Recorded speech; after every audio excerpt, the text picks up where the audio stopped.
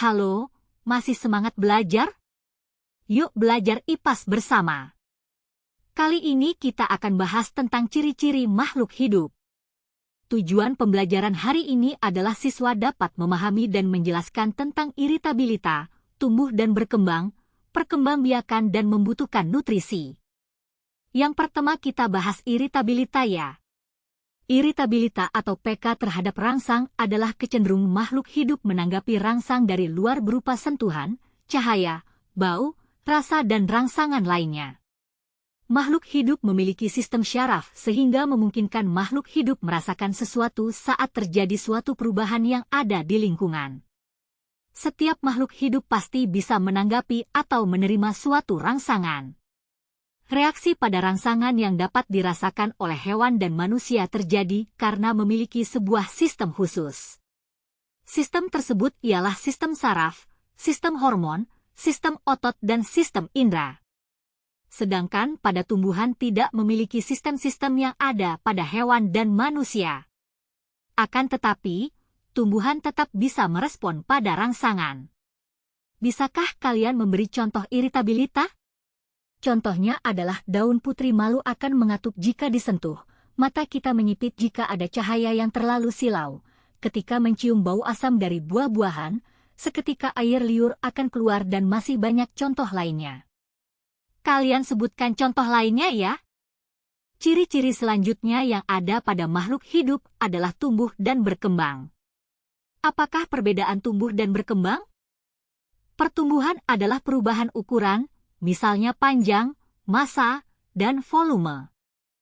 Pertumbuhan dapat diukur secara kuantitatif dan bersifat irreversibel, tidak dapat kembali seperti semula.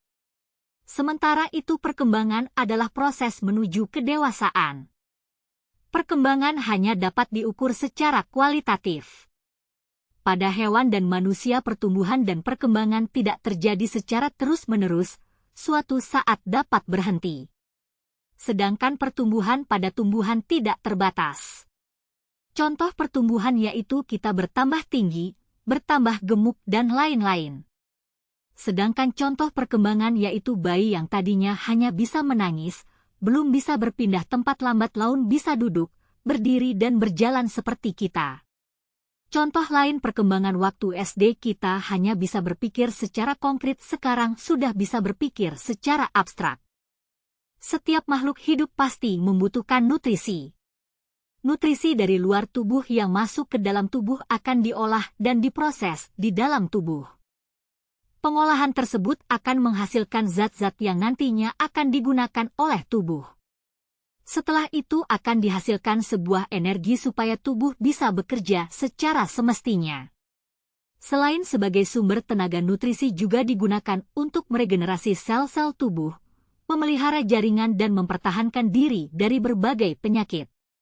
Secara garis besar, makanan nutrisi dikelompokkan menjadi makronutrien dan mikronutrien. 1. Nutrisi makronutrien, yaitu nutrisi yang diperlukan dalam jumlah banyak, yaitu karbohidrat, protein dan lemak. Kita bahas satu persatu ya. 1.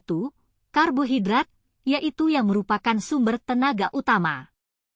Karbohidrat terdapat dalam makanan yang banyak mengandung zat tepung, seperti padi, umbi-umbian, jagung, gandum, dan sagu. 2. Protein, yaitu nutrisi yang berfungsi sebagai zat pembangun dan struktural, misalnya untuk membentuk enzim pengatur kerja tubuh. Protein banyak terkandung pada telur, daging merah, ikan, dan biji-bijian.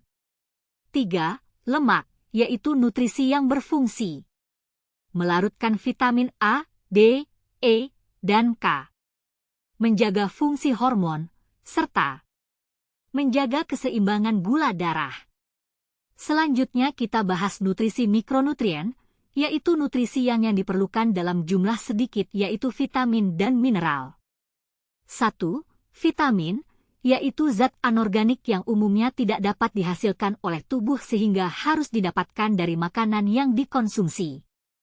Vitamin terdiri atas vitamin yang larut dalam air, B dan C, serta vitamin yang larut dalam lemak, A, D, E, dan K.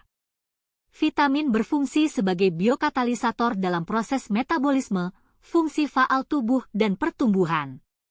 2. Mineral merupakan mikronutrien yang sama pentingnya dengan vitamin. Mineral terbagi menjadi dua, yaitu mineral makro, yaitu mineral yang dibutuhkan tubuh dalam jumlah banyak. Contohnya, kalsium, kalium, natrium, klorin, fosfor, dan lain-lain. Mineral mikro, yaitu mineral yang dibutuhkan tubuh dalam jumlah sedikit. Contohnya, zat besi, mangan, zinc, iodin, cobalt, dan lain-lain. Nutrisi yang dibutuhkan oleh tubuh meliputi makanan dan minuman. Minuman juga memiliki peran penting dalam perolehan nutrisi. Minuman atau air akan digunakan tubuh untuk zat pelarut di dalam tubuh. Bagi manusia dan hewan, mereka tidak bisa menghasilkan makanan sendiri melalui tubuh. Akan tetapi, berbeda dengan tumbuhan. Tumbuhan bisa menghasilkan makanan melalui tubuhnya sendiri dari hasil fotosintesis, menyerap unsur hara di dalam tanah melalui akar ataupun dari pupuk yang diberikan oleh manusia. Semua makhluk hidup memiliki naluri untuk menghasilkan keturunan dengan tujuan menjaga kelestarian spesiesnya. Tujuan tersebut dilakukan melalui proses berkembang biak atau bereproduksi. Cara berkembang biak pada setiap makhluk hidup berbeda. Manusia berkembang biak hanya secara beranak.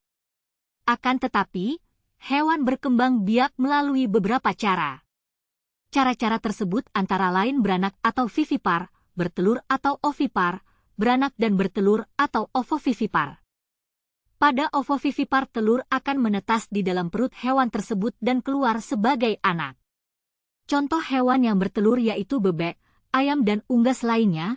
Contoh hewan yang beranak antara lain singa, kucing, anjing, dan lain-lain, serta contoh hewan yang ovovivipar yaitu ikan hiu, ikan pari, kuda laut, dan lain-lain.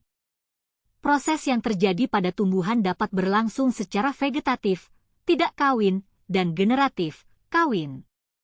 1. Vegetatif, tidak kawin, yaitu perkembangbiakan yang tidak melalui proses pembuahan. Perkembangbiakan vegetatif dapat terjadi secara alami dan buatan. Contoh secara vegetatif alami adalah melalui tunas, umbi, geragih, akar tinggal, spora, atau membelah diri. Sedangkan contoh secara vegetatif buatan yaitu melalui teknik kultur jaringan, setek, dan cangkok. 2. Generatif, kawin, yaitu perkembangbiakan melalui proses penyerbukan pada serbuk sari dan putik bunga, lalu terbentuklah buah sebagai cadangan makanan dan biji sebagai alat perkembangbiakan.